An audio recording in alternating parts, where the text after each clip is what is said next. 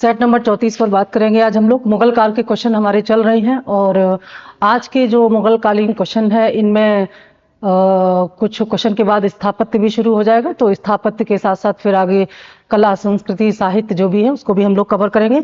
तो आज का जो मुगल काल का जो हमारा ये प्रैक्टिस सेट है इसकी शुरुआत होगी मुगल कालीन राजस्व व्यवस्था से और एंड होते होते इसमें स्थापत्य के क्वेश्चन भी आ जाएंगे। मुगल कालीन जो राजस्व व्यवस्था थी उसके बारे में पहला प्रश्न हमारे सामने है।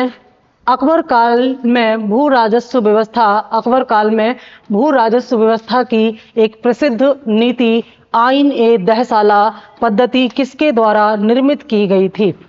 अकबर का जो शासनकाल था, इसके शासनकाल में जो मुगल कालीन राजस्व व्यवस्था या जो वित्तीय व्यवस्था थी, देखिए राजस्व व्यवस्था का मतलब होता है टैक्स। कभी भी राजस्व शब्द आए, रेवेन्यू शब्द आए तो इसका मतलब होता है टैक्स सिस्टम। और वित्तीय व्यवस्था में टैक्स के अलावा बाकी सारी चीजें भी आ जाती हैं, जैसे अर्थव्यवस्था के अन्य आय के जो स्रोत हैं वो सब भी, व्यापार वाणिज्य भी आ जाता है, लेकिन राजस्व व्यवस्था में केवल टैक्स आते हैं। ठीक है, तो अकबर काल में जो भू राजस्व व्यवस्था थी, भू राजस्व व्यवस्था मतलब भूमि पर लगने वाला टैक्स जो जिसे हम लगान कहते हैं, तो उसके संदर्भ में ये जो आइन ए दहसाला थी यह पद्धति किसके द्वारा लागू की गई थी? जब हम इसके बारे में बात करते हैं तो हम देखते हैं कि जो अबुल फजल की रचना है आइन ए अकबरी, अबुल फजल की रचना आइन ए अकबरी एक ऐसा ग्रंथ है जिसमें हमें अकबर कालीन राजस्व व्यवस्था की विस्तृत जानकारी मिलती है।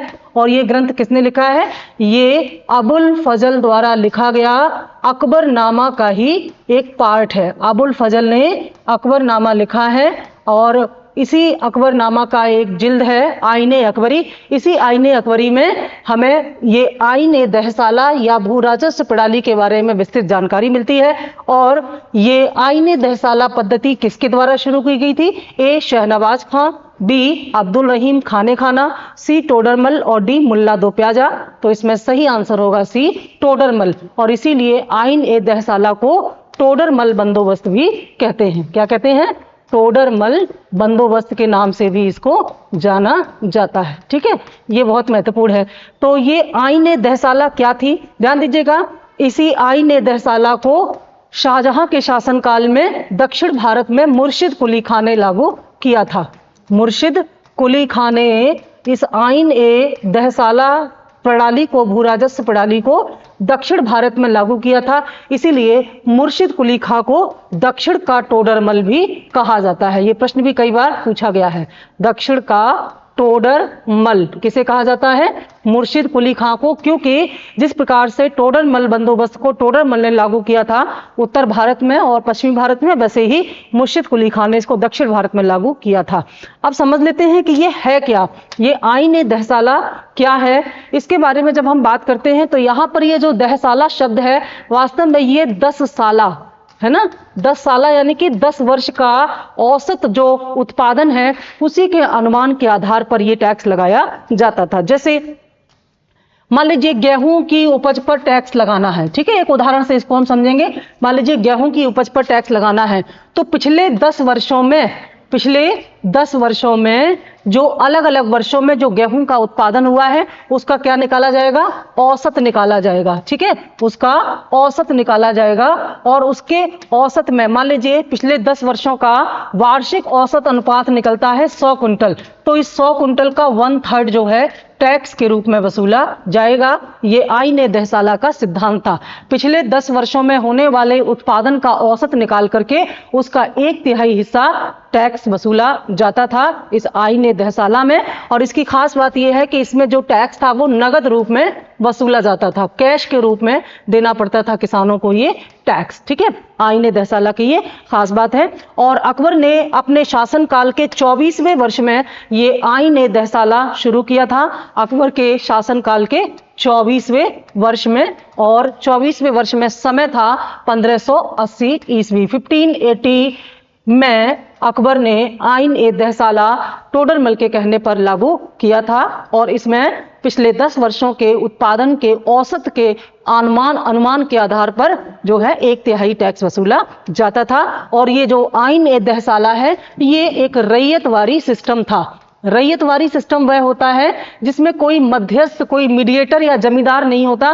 किसान सीधे सरकार को टैक्स देता है, तो मध्यस्थ न होने की वजह से इसमें शोषण की संभावना नहीं होती है। ठीक है, ये जो टोडरमल थे ये अकबर के नवरत्नों में शामिल थे। ये मुल्ला दो प्याजा भी अकबर के नवरत्नों में था और अब्दुल रहीम खान खाना भी थे, शहनवाज नहीं थे उनके नवरत्नों में। अगला प्रश्न है हमारा, भूमि लगान के एकत्रीकरण के लिए दिए जाने वाले ठेके का नाम क्या था? यानी कि जो ठेके पर टैक्स वसूल करने की जो प्रथा थी मुगल काल में, उसे क्या कहा जाता था? ए ठेका, बी इजारा, सी जाप्ती और डी कनकूत। तो उसे इजारा प्रणाली कहा जाता था। और इजारा प्रणाली का सबसे ज्यादा प्रयोग किसने किया है? इसका सबसे ज्यादा प्रयोग जो है वो शाहजहां ने किया है। शाहजहां ने ठेके पर टैक्स लेने का जो सिस्टम है वो बड़ी मात्रा में प्रयोग किया। इस इजारेदारी सिस्टम में क्या होता था? इस इजारेदारी सिस्टम में एक निश्चित दर पर टैक्स वसूली के आधार पर सरकार जो है किसी मध्यस्थ को ठेका देती थी। कोई भी जो मध्यस्थ होता था और इस मध्यस्थ को क्या किया जाता था? ठेका दे दिया जाता था कि आप किसानों से टैक्स वसूली करके हमको इतना हिस्सा दे देंगे। तो जो ठेकेदार ज्यादा राजस्व देने का वादा करता था उसी के साथ ये डील होती थी। तो इसे इजारा प्रणाली कहा जाता था। इसी इजारे प्रणाली को बराबर से लागू करने के लिए इसने जो है, अगला प्रश्न आएगा अभी, इसी इजारेदारी प्रथा को ठीक से शुरू करने के लिए शाहजहां ने जो है क्या किया था? एक क्षेत्रीय इकाई बनाई थी जिसको चकला के नाम से जानते हैं। शायद पिछली उसमें प्रैक्टिस में ये क्वेश्चन आया भी था, वहां मैंने जिक्र किया था। ठीक है, इसके अलावा ये सब भी टैक्स वसूली की ही प्रणालियां हैं। आगे आएंगे ये प्रश्न में। अगला प्रश्न है, भारत में मुगल शासन के संदर्भ में नीचे दिए गए कथनों में से कौन सा कथन असत्य है? नीचे 4 कथन दिए हुए हैं, आपको बताना है इनमें से कौन सा कथन असत्य है मुगल शासन के बारे में। ठीक है, जैसे कि हम पहले भी आपको बता चुके हैं, क्या सत्य है क्या असत्य है, इसको पहले अंडरलाइन कर देंगे। जल्दबाजी में जब हम प्रश्न देखते हैं तो इस पर हमारा ध्यान नहीं जाता और हम समझ नहीं पाते हैं कि क्या बताना है, सत्य या असत्य। तो पहले इसको अंडरलाइन कर देंगे, तब आगे बढ़ेंगे। ठीक, कुछ स्ट्रैटेजी होती हैं जिनको अगर हम ध्यान में रखें, कुछ ट्रिक होते हैं। तो जो ह्यूमन एरर होते हैं, कई बार हमारी जो ह्यूमन एरर की वजह से हमारे कई क्वेश्चन गलत हो जाते हैं, उनसे बचा जा सकता है। तो ये जो कथन है इनके बारे में बात करें। पहला कथन है, कृषक समुदाय संगठित और सजातीय समूह थे। बी, खाद्यान्नों की प्रचुरता थी। सी, राज्य द्वारा उन फसलों को प्रोत्साहन दिया जाता था जो अधिक राजस्व या टैक्स लाते थे। और डी, अधिकतर क्षेत्रों में वर्ष में 2 फसलों का उत्पादन होता था।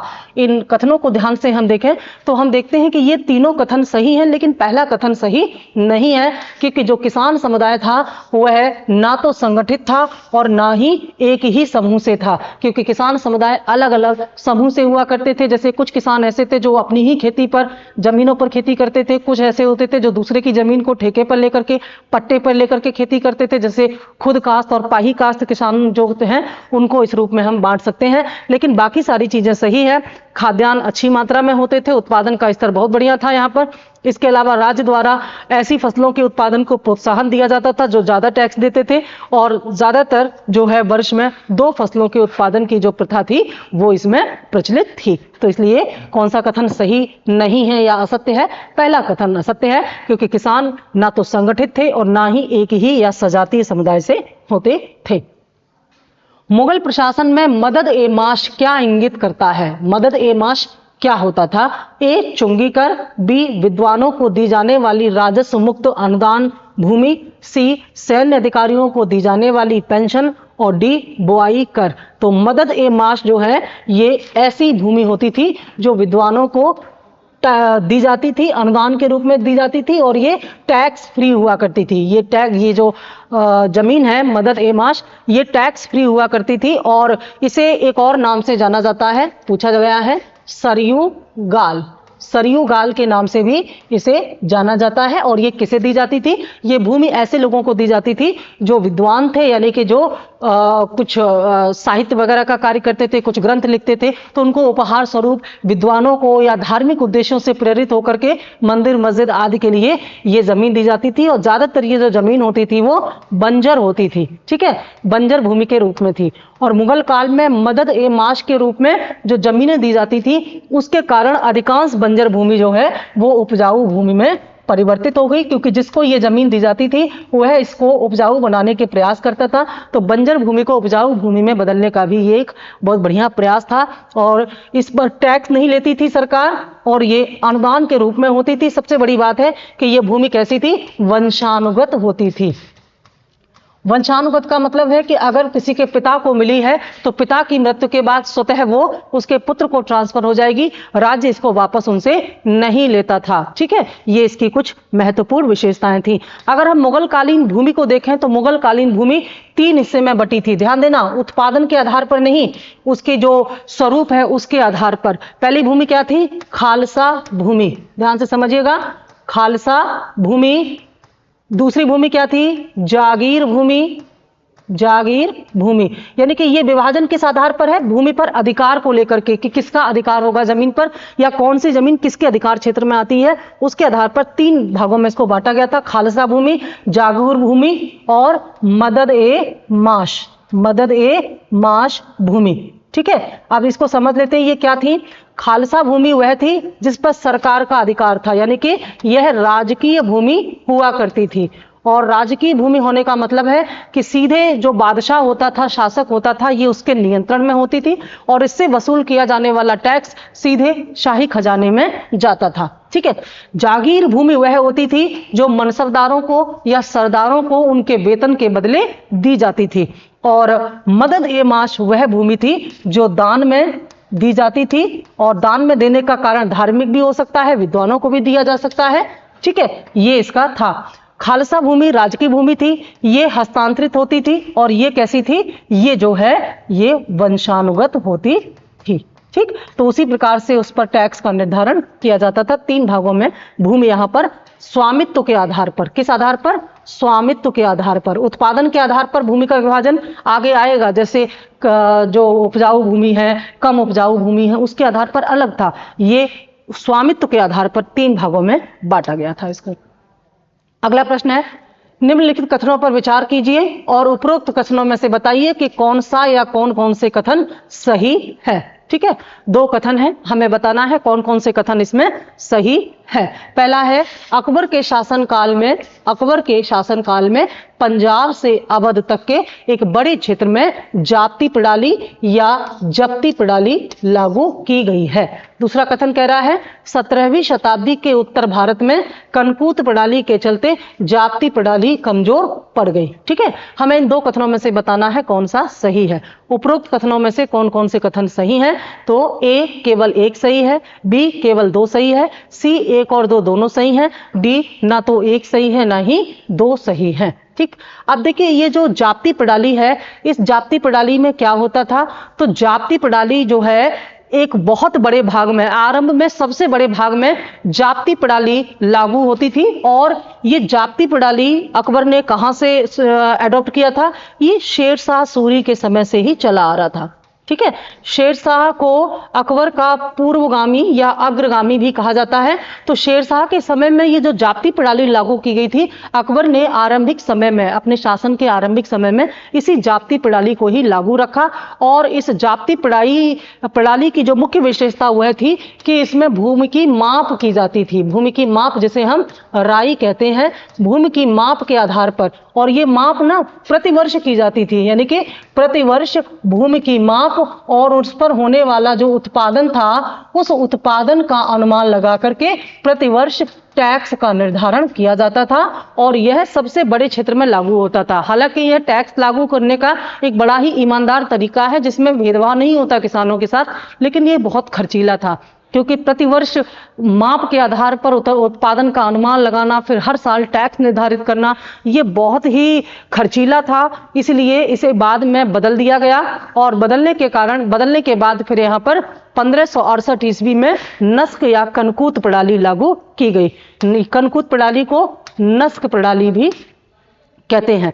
और नस्क प्रणाली में भूमि की माप नहीं की जाती है, बल्कि इसमें अनुमान लगाया जाता है। अनुमान के आधार पर किसका अनुमान लगाया जाता है? उत्पादन का अनुमान लगाया जाता है, और उसी के आधार पर टैक्स निर्धारित कर दिया जाता है। लेकिन जाति प्रणाली में अनुमान नहीं बल्कि माप की जाती है, और उस माप के आधार पर उत्पादन की संभावना को ध्यान में रखते हुए टैक्स लगाया जाता है। तो जाहिर सी बात है ये बहुत खर्चीली प्रणाली थी, तो बाद में इसको लगाया गया। लेकिन यहां पर ये जो लिखा है ना, उत्तर भारत में कनकूत प्रणाली के चलते जाप्ती प्रणाली कमजोर पड़ गई, ऐसा नहीं था। जाप्ती प्रणाली कनकूत प्रणाली के कारण कमजोर नहीं पड़ी थी, बल्कि जाप्ती प्रणाली इसलिए कमजोर पड़ी थी क्योंकि यह बहुत खर्चीली थी। ठीक है, इसमें खर्चा बहुत ज्यादा आता था, इसलिए जाप्ती प्रणाली कमजोर पड़ गई, ना कि कनकूत। जब ये जाप्ती प्रणाली खर्चीली बहुत थी तो इसके विकल्प के रूप में फिर कनकूत प्रणाली को लागू किया गया था। तो इस आधार पर आंसर हो जाएगा ए, केवल एक सही है।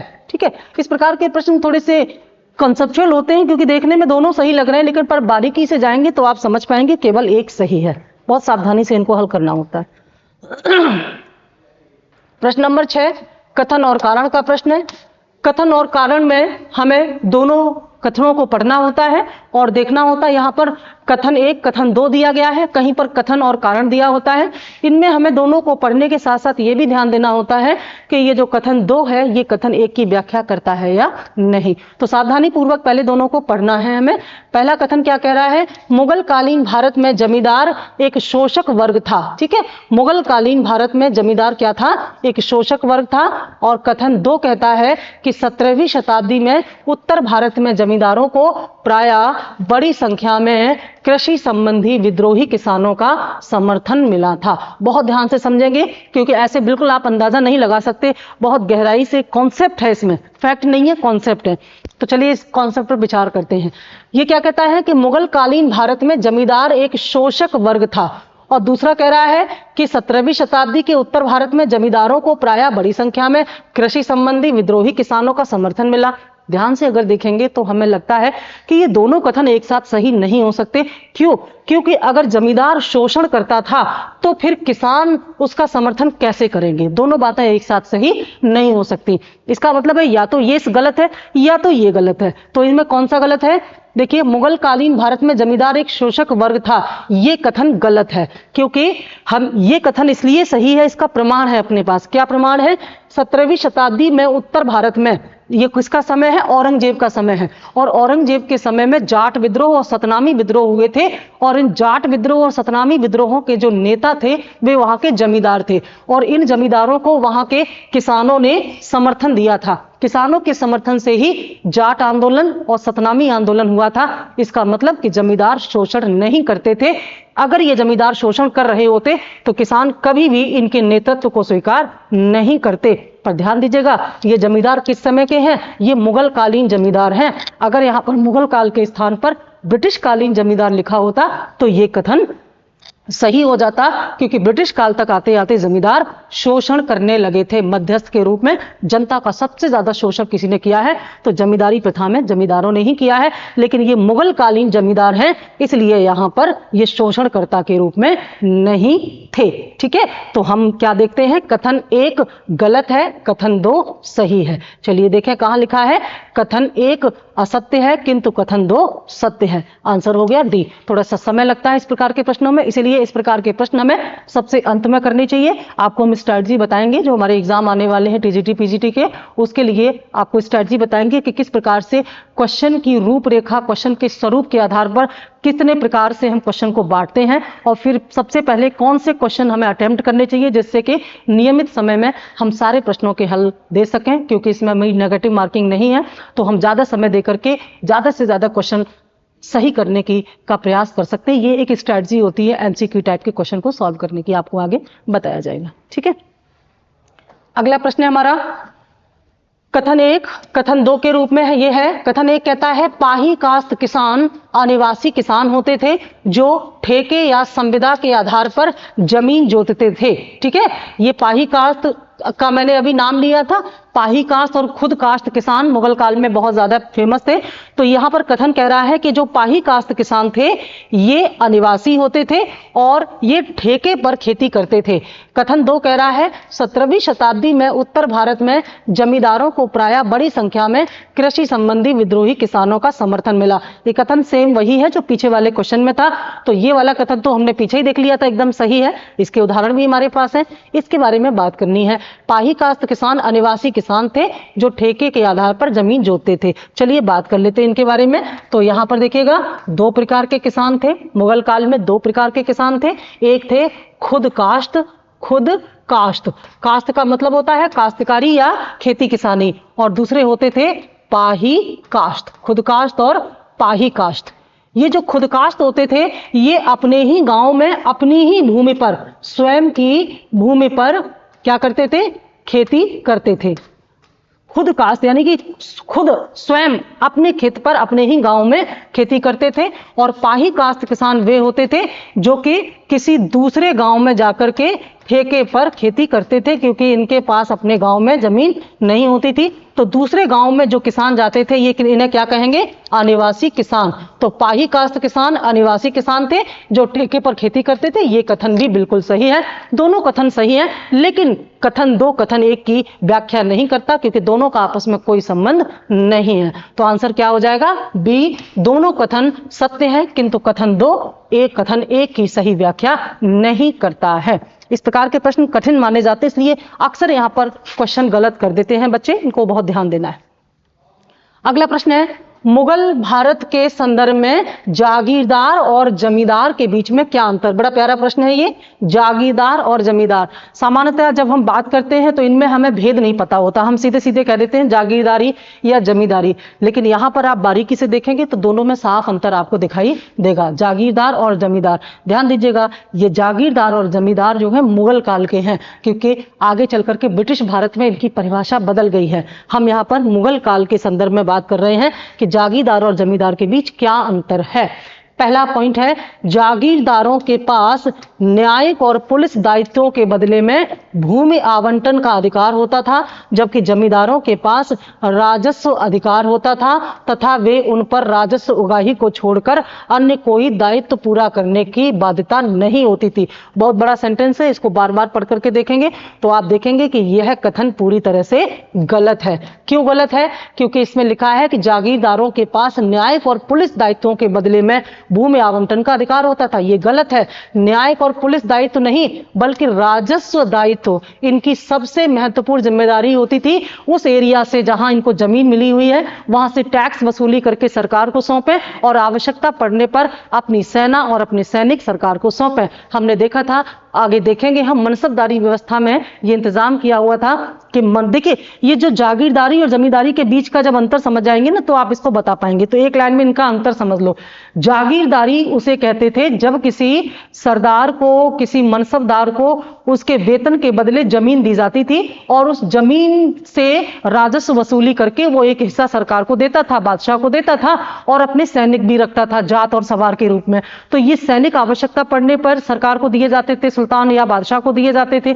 तो इसका मतलब है कि जागीरदारी एक ऐसी व्यवस्था थी जिसमें वेतन के बदले सरदारों को ये राजस्व जमीन दी जाती थी और इनका मुख्य काम था राजस्व वसूल करके राजा को देना। न्यायिक और पुलिस दायित्व इनके नहीं थे। और ये जो जागीरदारी जो होती थी ये ट्रांसफरेबल थी, यानी कि हस्तांतरित थी, एक मनसबदार से लेकर के दूसरे मनसबदार को दी जा सकती थी। लेकिन जमींदारी वंशानुगत होती थी और जमींदारी उसको कहते थे, जैसे अधीनस्थ राजा होते हैं तो अधीनस्थ राजा के जो हैं, जैसे मुगल शासकों के अधीनस्थ राजाओं ने मुगलों के की अधीनता को स्वीकार किया तो उनकी जमीन क्या हो गई, जागीरदारी हो गई। और उस जागीरदारी व्यवस्था के अंतर्गत उस जमीन पर उनका वंशानुगत या पैतृक अधिकार होता था। लेकिन ये पैतृक अधिकार उनका तभी तक रहता था जब तक वे नियमित रूप से टैक्स देते रहें। अगर उन्होंने टैक्स देना बंद कर दिया तो सैन्य बल के प्रयोग से जो शासक है वह ये जमींदारी उनसे छीन सकता था, सैन्य बल के प्रयोग से, जबकि उसका अधिकार उनको नहीं था। ठीक है, तो जागीरदारी और जमींदारी में ये बेसिक अंतर था। यहां पर इस कथन को हम देखते हैं तो ये गलत है। ठीक है, दूसरा है, जागीरदारों को किए गए भूमि आवंटन वंशानुगत होते थे और जमींदारों के राजस्व अधिकार वंशानुगत नहीं होते थे। ये एकदम उल्टा दिया गया है, ये गलत है। तो ना तो एक सही है ना ही दो सही है। यहां पर कहा जा रहा है कि जागीरदारों के भूमि आवंटन वंशानुगत थे, जबकि ये गलत है।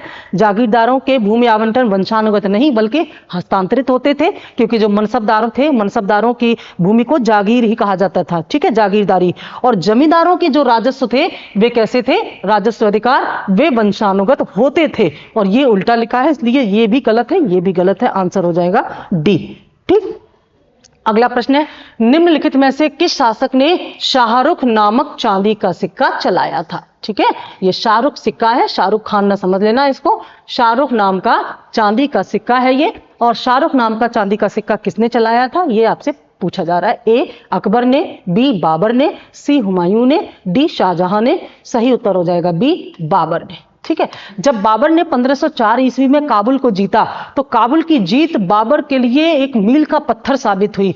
अगर बाबर काबुल को न जीतता तो शायद उसके लिए दिल्ली को जीतना इतना आसान नहीं हो पाता। और काबुल के लोगों का शुक्रिया अदा करने के लिए जब बाबर ने इब्राहिम लोदी को हराया 1526 के पानीपत के प्रथम युद्ध में, तो इसने काबुल के लोगों का शुक्रिया अदा करने के लिए शाहरुख नामक चांदी का सिक्का चलाया और वहां के लोगों को, सभी लोगों को चांदी का सिक्का जो है उपहार स्वरूप बांटा। ठीक है, और बाबर की इसी दिलदारी को लेकर के उसे कलंदर भी कहा जाता है। ये प्रश्न भी पूछा जाता है, कलंदर। कलंदर का मतलब है जो कि चांदी के सिक्के बांट रहा है, यानी कि दिलदार है, दिल खोल करके इसने सभी लोगों को एक एक चांदी का सिक्का वितरित किया उपहार स्वरूप, खुशी की वजह से। ठीक है, क्योंकि काबुल के लोगों ने इसका साथ दिया था। यहां पर क्वेश्चन हमारे मुद्रा प्रणाली से हैं, फिर मुद्रा प्रणाली के बाद थोड़ा सा इसमें स्थापत्य, और स्थापत्य के क्वेश्चन आगे भी चलेंगे। ठीक है, क्योंकि स्थापत्य, मुगल कालीन स्थापत्य बहुत महत्वपूर्ण है, वहां से काफी ज्यादा प्रश्न आते हैं। देखिए, पूरे सिलेबस को तो यहाँ कवर करना मुश्किल है क्योंकि अपने आप में बहुत लेंथी सिलेबस है इतिहास का, लेकिन हम प्रयास कर रहे हैं कि ज्यादा से ज्यादा क्वेश्चन को यहाँ पर लें और उसकी व्याख्या के माध्यम से आपको हम अपडेट करने का प्रयास करें। तो मुद्रा प्रणाली से ये जो प्रश्न है, मुद्रा प्रणाली में भी जो शेरशाह था ये अकबर का पूर्वगामी था, और शेरशाह के बाद अकबर ने ही मुद्रा प्रणाली में व्यापक सुधार किए हैं, ये भी आप जानते हैं। इसमें आपको बताना है कि दिल्ली सल्तनत के पराभव यानी कि पतन के बाद, दिल्ली सल्तनत के पतन के बाद किस शासक ने स्वर्ण मुद्रा का पहली बार प्रचलन किया था। यानी कि जब दिल्ली सल्तनत का पतन हो गया, पानीपत का युद्ध हो गया, तो पानीपत के युद्ध के बाद आया तो जो दिल्ली सल्तनत का जब पतन हुआ, दिल्ली सल्तनत के पतन की जब हम बात करते हैं तो ये पानीपत के युद्ध तक ये जाता है। ठीक है, पानीपत के युद्ध में जब इब्राहिम लोदी परास्त हो गया, मारा गया, तो वही दिल्ली सल्तनत की समाप्ति हो गई थी। और उसके बाद आया मुगल वंश। तो मुगल वंश में कौन सा वो शासक था इनमें से जिन्होंने स्वर्ण मुद्रा का प्रचलन आरंभ किया, पुनः आरंभ किया? ए अकबर, बी हुमायूं, सी शाहजहां और डी शेरशाह। तो आंसर हो जाएगा डी शेरशाह, क्योंकि जब बाबर सत्ता में आया, बाबर के पास इतना समय नहीं था, युद्ध में ही व्यस्त रहा। बाबर 4 साल के लिए यहाँ पर सत्ता में रहा, जीवित रहा, तो लगभग प्रत्येक वर्ष उसने कोई ना कोई युद्ध किए हैं। और बाबर के बाद फिर जब शेरशाह सूरी है, इसने अधिकार कर लिया था, सूरवंश का पूरा अधिकार हो गया था, और उसके बाद फिर हुमायूं आया है। तो शेरशाह सूरी एक सुधारक था, एक प्रशासक था, एक अच्छा, इसने काफी सुधार किए, चाहे वो राजस्व संबंधी क्षेत्र हो, चाहे वो मुद्रा संबंधी हो। तो उन्हीं में से एक सुधार ये था कि इसने सोने का सिक्का ये चलाया।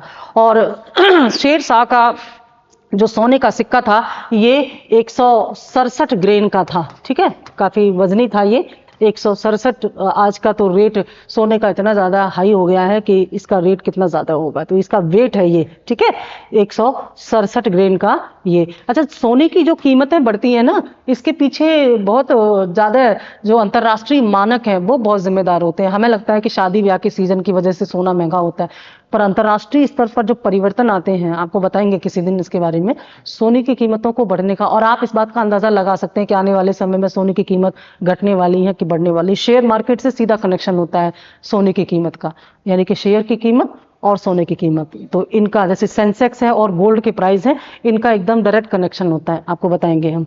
ठीक है, तो शेरशाह ने 167 ग्रेन का ये सोने का सिक्का चलाया था, और मुगल काल में चलने वाला ये पहला सोने का सिक्का था।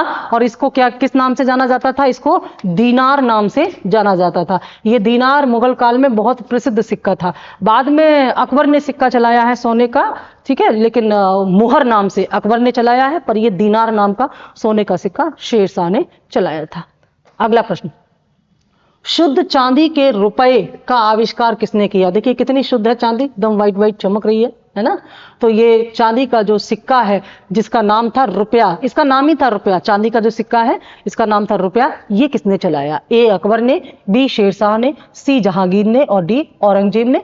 तो इसका भी उत्तर हो जाएगा बी शेरशाह ने। काफी कम समय के लिए शेरशाह रहा, लेकिन काफी बड़े बड़े सुधार, मतलब इसने एक तरह से अकबर के लिए आधार तैयार, क्योंकि इसके बाद जो आए हैं, बाद में जो शासक आए हैं, उन्होंने कुछ सुधारात्मक कार्य नहीं किया। शेरशाह ने बहुत महत्वपूर्ण कार्य किया सूरवंश के अंतर्गत। तो इसने शुद्ध चांदी का सिक्का चलाया जिसे रुपए के नाम से जानते थे, और इसका जो वजन था 175 ग्रेन। ये 175 ग्रेन का था। कभी कभी वजन भी पूछ लिया जाता है, ये आप ध्यान में रखेंगे, ठीक है। 175 ग्रेन का इसने सिक्का ये चलाया था रुपया नाम से। अगला प्रश्न है कथन और कारण का प्रश्न। देखिए वहां कथन 1 और कथन 2 दिया गया था, यहाँ कथन और कारण, तो दोनों की ही आदत आप डालिए। मैंने बताया था कि अक्सर यहाँ पर समस्या क्या आती है, हमें ये बताने में समस्या आती है कि ये जो कारण है ये कथन की व्याख्या करता है कि नहीं। तो ऐसे में इसका सॉल्यूशन ये है कि हम इससे लिंक जोड़ने का प्रयास करें। अगर इस कथन का कारण का कथन से लिंक है, डायरेक्ट लिंक है, तो फिर आंसर हो जाएगा ए, और अदरवाइज दोनों सही हैं तो आंसर हो जाएगा बी। ठीक है, देखते हैं कथन ए। कथन कह रहा है कि अकबर ने शेरशाह की भांति राज्य के सिक्कों के प्रचलन को नियमित करने का प्रयास किया था। यानी कि अभी हमने बताया कि अकबर जो है, शेरशाह जो है अकबर का पूर्वगामी माना जाता है, चाहे वो राजस्व व्यवस्था हो या फिर मुद्रा व्यवस्था हो। तो वही बात ये कह रहा है कि अकबर ने शेरशाह की भांति ही राज्य के सिक्के के प्रचलन को नियमित करने का प्रयास किया। बिल्कुल सही है। जैसे अकबर शेरशाह ने नियमित रूप से जो है वो सिक्के चलाए थे, वैसे ही अकबर ने भी चलाई। कारण है शेरशाह की मुद्रा पद्धति के समान अकबर के समय का तांबे का प्रमुख सिक्का दाम था। ये भी बिल्कुल सही है। शेरशाह के समय में दाम तांबे का सिक्का था, दाम जो है तांबे का सिक्का था, इसका आरंभ भी शेरशाह ने ही किया। और अकबर के समय में भी ये दाम जो है तांबे के सिक्के के रूप में चलता रहा, जो कि लेन देन का प्रमुख सिक्का था। लेन देन में सबसे ज्यादा दाम का ही प्रयोग किया जाता था। दोनों बातें सही हैं, और लेकिन यहां पर दोनों बातें सही होने के साथ साथ यहां पर जो है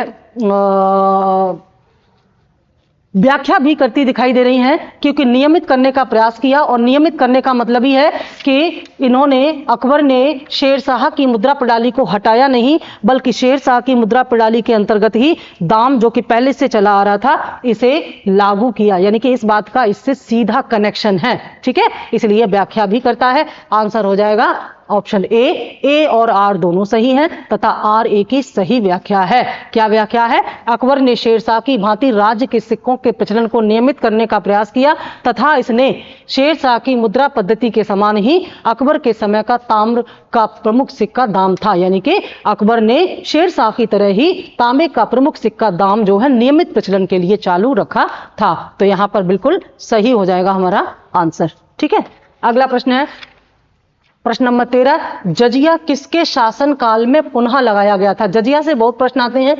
पीछे जो वीडियोस पड़े हुए हैं जजिया का पूरा उसमें कथन बताया गया है, पूरा जो इतिहास है जजिया का बताया गया है। तो भारत में जजिया लागू करने वाला प्रथम शासक कौन था, और अंतिम रूप से किसने समाप्त किया? ये दो बातें हमेशा याद रखो। अंतिम रूप से जो समाप्ति की थी उस शासक का नाम याद रखो, और प्रथम शासक जिसने लगाया था उसका नाम है बिन कासिम। ठीक है, मोहम्मद बिन कासिम भारत पर हमला करने वाला पहला मुस्लिम आक्रमणकारी था, जिसने सिंध पर हमला किया था। तो सिंध के लोगों पर ही, जो सिंध के जो गैर मुस्लिम लोग थे यानी कि हिंदू लोग थे, उन पर ये धार्मिक कर लगाया गया। जजिया एक धार्मिक कर था जो किस पे लगाया था? जिम्मी कौन होते थे? जो कि इस्लाम को स्वीकार नहीं करते थे। यानी कि अगर कोई हिंदू इस्लाम को स्वीकार कर लेगा तो उसे जजिया नहीं देना पड़ेगा, लेकिन अगर कोई इस्लाम को स्वीकार नहीं करता है तो उसे अनिवार्य रूप से जजिया देना पड़ेगा। कुछ लोगों को, समाज के कुछ वर्गों को जजिया कर से मुक्ति प्राप्त थी, जैसे ब्राह्मण को, अपंग व्यक्ति को, वृद्ध जनों को, है ना, बच्चों को, महिलाओं को आदि को जजिया से मुक्ति प्राप्त थी।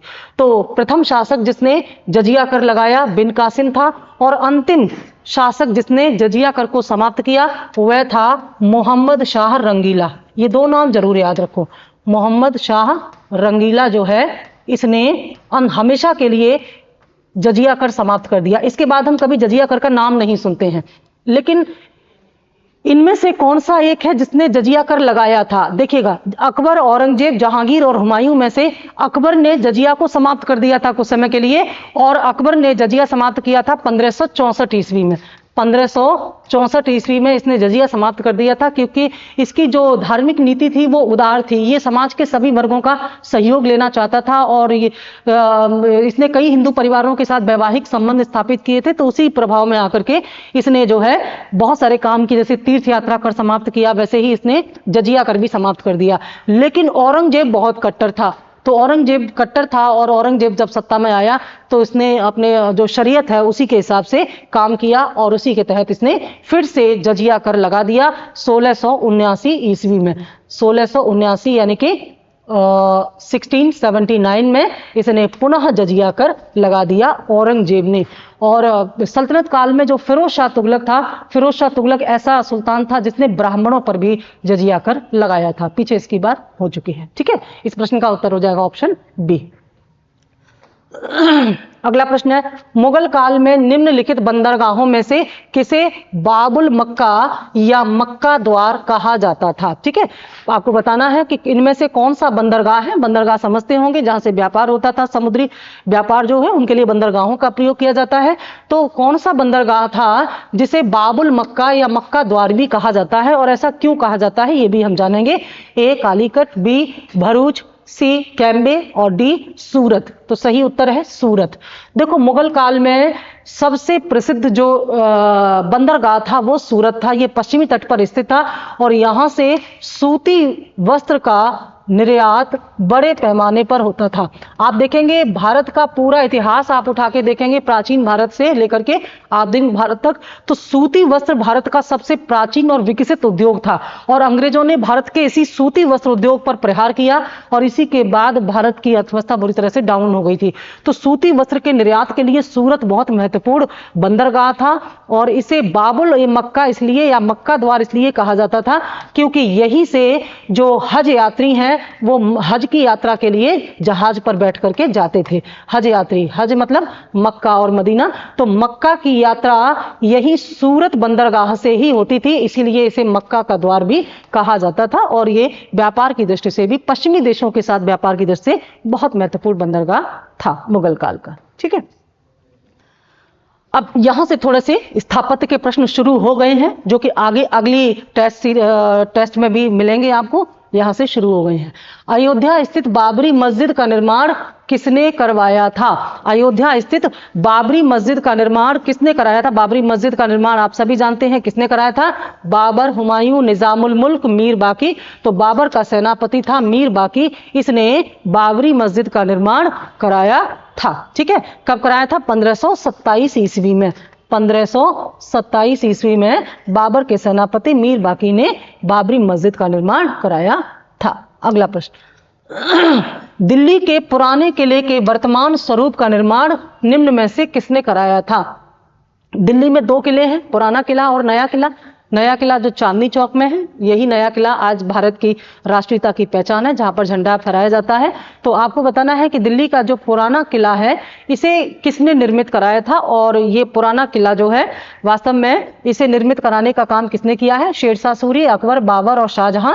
तो शेरशाह सूरी ने इसका निर्माण कराया था। ठीक है, शेरशाह सूरी सूरवंश का संस्थापक था, द्वितीय अफगान सरदार या द्वितीय अफगान वंश का संस्थापक था और इसने इसका निर्माण शेरशाह सूरी ने कराया था। इसे दिल्ली का पुराना किला भी कहते हैं। इसको समझिएगा जरा। देखो ये जो शेरशाह सूरी था इसके बाद आया है हुमायूं। ठीक है, हुमायूं निर्वासित जीवन में रहा 15 साल और जब सूरवंश की समाप्ति हो गई उसके बाद हुमायूं आया।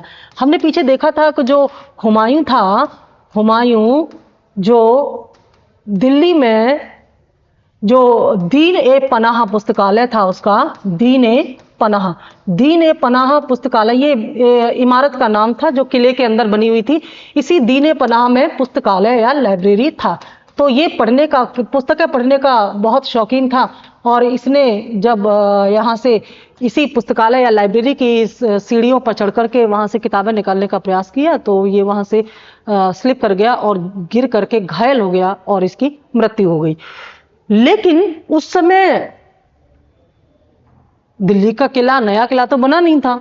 दिल्ली का नया किला किसने बनाया है जो चांदनी चौक में है, वो शाहजहां ने बनाया। शाहजहां बाद में आया, हुमायूं पहले आया। शाहजहां ने दिल्ली में शाहजहानाबाद की स्थापना की और इसी शाहजहानाबाद की स्थापना में इसने यहाँ पर किला और अन्य इमारतें, चांदनी चौक आदि बनवाया। ठीक है, लेकिन शाहजहां से पहले आया है हुमायूं, तो ये किला तो बाद में बना। इसका मतलब है कि हुमायूं ने जहां पर ये दीने पनाह था, जहां से ये गिरा था, ये पुराने किले में स्थित था। ठीक है, और पुराना किला किसने बनवाया है, शेरशाह सूरी ने। तो इसके बाद दिल्ली पहली बार राजधानी इसी के समय में बनी है, यानी कि जब हुमायूं की यहाँ पर गिर करके मृत्यु हो गई तो हुमायूं के बाद जो उसके उत्तराधिकारी हुए, चाहे वो अकबर था, चाहे वो जहांगीर था, अकबर का पुत्र जहांगीर, इन्होंने दिल्ली से शासन नहीं किया है। इन्होंने आगरा से, फतेहपुर सीकरी से और लाहौर से, आगे बताएंगे, आगरा, फतेहपुर सीकरी और लाहौर, यहां से शासन किया है। और जहांगीर के बाद जब शाहजहां आया तो ये अपनी राजधानी वापस दिल्ली लेकर के आया और दिल्ली में राजधानी स्थापित करने के लिए इसने वहां एक बड़ी इमारतों की संरचना बनवाई। उसी के तहत इसने नए किले का निर्माण कराया। तो हुमायूं जहां से शासन करता था वो शेरशाह सूरी द्वारा बनवाया गया यही पुराना किला था। और इसी पुराने किले में जो ये दीने पनाह इमारत थी, इसका निर्माण भी शेरशाह सूरी ने ही कराया था।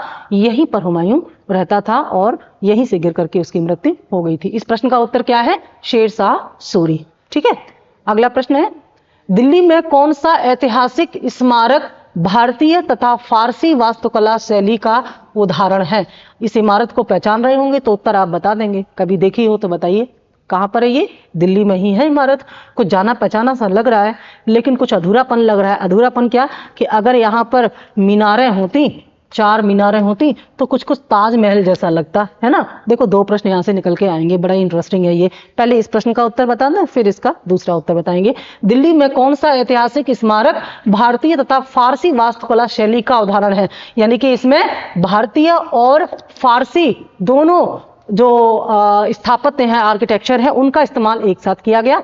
तो कुतुब मीनार वो तो है नहीं है, लोधी का मकबरा भी नहीं है, लाल किला भी नहीं है, तो फिर क्या है ये हुमायूं का मकबरा है। ठीक है, ये हुमायूं का मकबरा है और हुमायूं का मकबरा अपने आप में बहुत ऐतिहासिक इमारत है।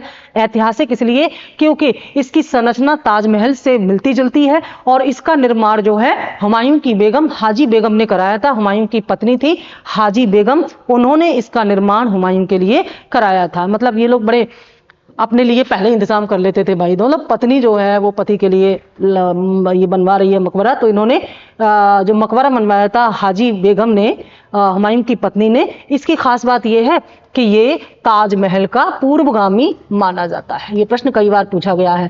ताजमहल का पूर्वगामी का मतलब है कि ताजमहल की ही संरचना इस जैसा ही है, यानी कि जिस संरचना में ताजमहल बनाया गया है लगभग उसी स्ट्रक्चर या उसी डिजाइन में ताजमहल से पहले हुमायूं का मकबरा ये बन चुका था। और इस हुमायूं के मकबरे की एक और खास बात क्या है कि जो बहादुर शाह जफर था, अंतिम मुगल बादशाह था बहादुर शाह जफर, उसने अंग्रेजों से बचने के लिए यहीं पर शरण ली थी और इसी हुमायूं के मकबरे में से निकाल करके ब्रिटेन या ब्रिटिश गवर्नर ने उसको, बहादुर शाह जफर को अरेस्ट किया और उसको निर्वासित जीवन जीने के लिए रंगून भेज दिया था, जहां पर उसकी मृत्यु हो गई। तो आखिरी समय में भारत में जो बहादुर शाह जफर थे इसी हुमायूं के मकबरे में ही रहते थे।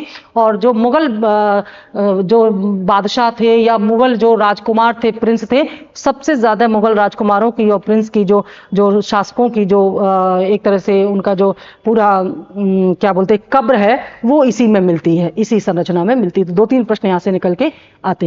ठीक है, ये यहाँ पर ध्यान रखेंगे। अगला प्रश्न है, ये हुमायूं का मकबरा थोड़ा और विस्तार से देख लें। ठीक है, और जब मौका मिले इसको देखने जाइएगा, बहुत बेहतरीन है ये। इसको देख करके आपको लगेगा कि ताजमहल से पहले ही ताजमहल जैसी संरचना लगभग बन चुकी थी। अगर ताजमहल आपने देखा होगा तो काफी ये जो द्वार हैं, गुंबद हैं, इससे मिलते जुलते हैं, बस इसमें मीनारें नहीं है चारों तरफ। ठीक है, अकबर द्वारा बनाई गई कौन सी इमारत का नक्शा बौद्ध विहार के समान है? यानी कि इनमें से वो कौन सी इमारत है जो अकबर ने बनवाई है और उसकी संरचना बौद्ध विहार के समान है, ये आपको बताना है। ए पंचमहल, बी दीवाने खास, सी जोधाबाई का महल और डी बुलंद दरवाजा। देखो ये सभी इमारतें कहाँ हैं? फतेहपुर सीकरी में। ठीक है, फतेहपुर सीकरी कहाँ है? आगरा के समीप है। और फतेहपुर सीकरी की स्थापना, यहाँ की इमारतों की स्थापना किसने करवाई थी? अकबर ने करवाई थी। ठीक है, अकबर ने पहले आगरा को अपनी राजधानी बनाया और बाद में इसने जो है 1570-71 में फतेहपुर सीकरी की स्थापना की। 1570-71 में अकबर ने फतेहपुर सीकरी की स्थापना करके इसे अपनी राजधानी बनाया और यहाँ पर बहुत सारी इमारतों का निर्माण कराया, जिनमें से ये 4 इमारतें यहाँ दी हुई हैं। आपको बताना है इनमें से कौन सी इमारत की जो संरचना है वो बौद्ध विहार से मिलती जुलती है। तो ए हो जाएगा पंचमहल। पंचमहल जो है ये पिरामिड नुमा 5 मंजिला एक इमारत है पिरामिड के शेप में, और ये जो बौद्ध विहार है नालंदा बौद्ध विहार, ठीक है, नालंदा बौद्ध विहार से इसकी संरचना मिलती है। तो ये इसका सही आंसर होगा। विहार क्या होते हैं? विहार वो जगह होती है जहां पर जो संत हैं या जो बौद्ध जो घुमंतु जीवन जीते हैं वे बीच बीच में यहाँ पर आराम करते हैं, विश्राम करते हैं, तो उसे विहार कहा जाता है। तो नालंदा बौद्ध विहार से यह प्रेरणा लेकर के पंचमहल बनाया गया है, यानी कि पंचमहल की जो डिजाइन है वो इससे काफी मिलती जुलती है। ठीक है, ये जो अकबर था, अकबर ने फतेहपुर सीकरी के बाद फिर लाहौर में किला बनवाया और लाहौर को अपनी राजधानी बनाया वो 1585 ईस्वी में। ठीक है, तो 1585 ईस्वी में, यानी कि एक प्रकार से देखा जाए तो अकबर ने 3 स्थानों पर अपने प्रशासन का केंद्र बनाया। एक तो उसने बनाया आगरा में, उसके बाद फिर उसने फतेहपुर सीकरी में, उसके बाद उसने लाहौर में। फतेहपुर सीकरी की संरचना उसने कराई अपने मनपसंद पूरी एक इमारत बना करके वहां पर, लेकिन फतेहपुर सीकरी में जो उसने इबादत खाना बनाया था, पीछे हम उसकी बात कर चुके हैं, इबादत खाना, धर्म संसद है ना, महजरनामा, ये सब उसकी धार्मिक नीति का ही परिणाम था। तो यहाँ पर जो धार्मिक वाद विवाद होते थे, इनमें जो एक प्रकार से धार्मिक विद्वेष और आपस का जो तनाव है लोगों का, या धार्मिक मतभेद देख करके अकबर बड़ा ही दुखी हुआ और यहाँ के माहौल से फिर वो परेशान हो गया और उसने फतेहपुर सीकरी को भी छोड़ दिया। उसके बाद उसने लाहौर का किला बनवाया है और अकबर द्वारा बनवाई गई अंतिम इमारत जो है वो इलाहाबाद का किला है। ठीक है, अगर आपने देखा होगा तो आप देखेंगे इस समय सेना के कब्जे में है ये, लेकिन ये अकबर द्वारा बनाई गई अंतिम इमारत थी इलाहाबाद का किला या प्रयागराज का किला। और इलाहाबाद को जो इलाहाबाद नाम दिया है ये भी अकबर ने ही दिया है, दीन इलाही धर्म के आधार पर। ये आप देख रहे हैं ये बुलंद दरवाजा है फतेहपुर सीकरी का। ठीक है, और ये बुलंद दरवाजा जो है अकबर ने अपनी गुजरात विजय की याद में बनवाया था। गुजरात विजय की याद में बुलंद दरवाजा बनवाया था।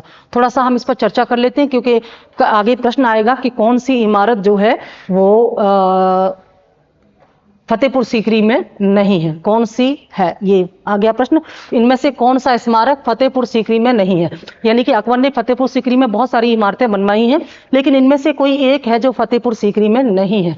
ए स्वर्ण महल, बी पंचमहल, सी जोधाबाई का महल और डी अकबरी महल। ठीक है, तो इसमें ये जो अकबरी महल है ये आगरा के किले में है, ध्यान देना, ये आगरा के किले में स्थित इमारत है, जबकि बाकी तीनों इमारतें कहां पर है? बाकी तीनों इमारतें फतेहपुर सीकरी में हैं। तो चलिए फटाफट फतेहपुर सीकरी की सभी इमारतों को एक बार हम दोहरा लेते हैं ताकि आगे ये जब प्रश्न आए तो हम इसका सही उत्तर दे सकें।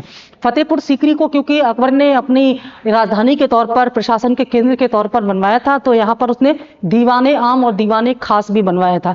दीवाने आम और दीवाने खास जो है ये लौकिक प्रयोग के लिए बनाए गए थे, सभा आदि के लिए बनाए गए थे। ठीक है, इसके अलावा जोधाबाई का महल बनवाया है इसने। जोधाबाई का महल जो है ये फतेहपुर सीकरी की सबसे बड़ी इमारत थी और सबसे खूबसूरत इमारत थी। जोधाबाई का महल इसने अपनी पत्नी जोधा की उसमें के लिए बनवाया था, जोधा के याद में बनवाया था या जोधा के लिए बनवाया था, ऐसा आप कह सकते हैं। ये जोधाबाई के महल की संरचना है फतेहपुर सीकरी, और ये वो पंचमहल है जिसकी हमने अभी बात की थी, जो कि नालंदा बौद्ध विहार से प्रेरित है। ठीक है, देखिए 5 पूरा ये उसका है, पूरा 5 मंजिला पिरामिड है इसमें, और ये बौद्ध विहार नालंदा से मिलता जुलता है। ठीक है, तो ये जो अकबरी महल है ये कहां पर है? ये आगरा के किले में है, आगरा के किले में है, ये फतेहपुर सीकरी की इमारतों में नहीं आता है। तो फतेहपुर सीकरी की इमारतों की हम बात कर रहे हैं, क्या क्या आता है? दीवाने आम, दीवाने खास, जोधाबाई का महल, पंचमहल, इसके अलावा जामा मस्जिद आती है इसमें। ठीक है, जामा मस्जिद जो है, इसके अलावा इसमें बुलंद दरवाजा आता है, और जैसे कि मैंने बताया बुलंद दरवाजा अकबर की गुजरात विजय की स्मृति में बनवाया गया था, क्योंकि गुजरात विजय अकबर की बहुत महत्वपूर्ण विजय थी, और गुजरात विजय का जो अभियान था वह इतिहास का सबसे द्रुतगामी अभियान बताया गया है, जो कि बेहद शीघ्र किया गया था, कम समय में किया गया था। तो बुलंद दरवाजा उसकी याद में बनवाया गया है। और इसके अलावा शेख सलीम चिश्ती की दरगाह बनाई गई है, वही शेख सलीम चिश्ती जिसकी दुआओं से जहांगीर पैदा हुआ, जिसका नाम अकबर ने सलीम रखा था। इसके अलावा मरियम महल, और मरियम महल का ही नाम है स्वर्ण महल। ये क्या है? मरियम महल। मरियम महल को ही स्वर्ण महल कहते थे। ये भी फतेहपुर सीकरी की इमारतों में ही है। ठीक है, तो इतनी इमारतें जो मैंने नाम लिया ये कहां पर है? फतेहपुर सीकरी में है। ये जो जामा मस्जिद है, जामा मस्जिद के दक्षिणी द्वार पर जो बुलंद दरवाजा बनाया है, जामा मस्जिद के दक्षिणी द्वार पर जो बुलंद दरवाजा बनाया है अकबर ने, इसकी जो दरवाजे की ऊंचाई है 134 फुट, यहां से लेकर के यहां तक की जो ऊंचाई है 134 फीट की ये ऊंचाई है, इसीलिए इसे बुलंद दरवाजा। ये बुलंद दरवाजा अकबर की बुलंद गुजरात विजय का प्रतीक है। ठीक है, और ये जो है कहां है? फतेहपुर सीकरी में जो जामा मस्जिद है उसी जामा मस्जिद के दक्षिणी द्वार पर है। और इसका जो ये अर्ध गुंबदीय शैली है, ये अर्ध गुंबदीय शैली ईरानी कला से प्रेरित है। ईरान या फारस की कला से ये पर्शियन इंपैक्ट है इस पर। ये अर्ध गुंबदी, ये देखिए इस तरह से ये बनाया गया है। ठीक है, ये इसके बारे में खास बातें हैं। ये जो जामा मस्जिद है, जामा मस्जिद की खूबसूरती के बारे में फर्ग्यूसन कहते हैं, फर्ग्यूसन जो है स्थापत्य के बड़े जानकार हैं, फर्ग्यूसन कहते हैं कि पत्थर में रूमानी कथा है ये, यानी कि ये कहते हैं कि ये जो जामा मस्जिद है ये पत्थर में जैसे रूह डाल दी हो, आत्मा डाल दी हो, उस प्रकार की इमारत है। ऐसा फर्ग्यूसन ने किसके बारे में कहा है? फतेहपुर सीकरी की जामा मस्जिद के बारे में कहा है। बेहद महत्वपूर्ण है ये, और मुगल काल स्थापत्य के लिए माना जाता है।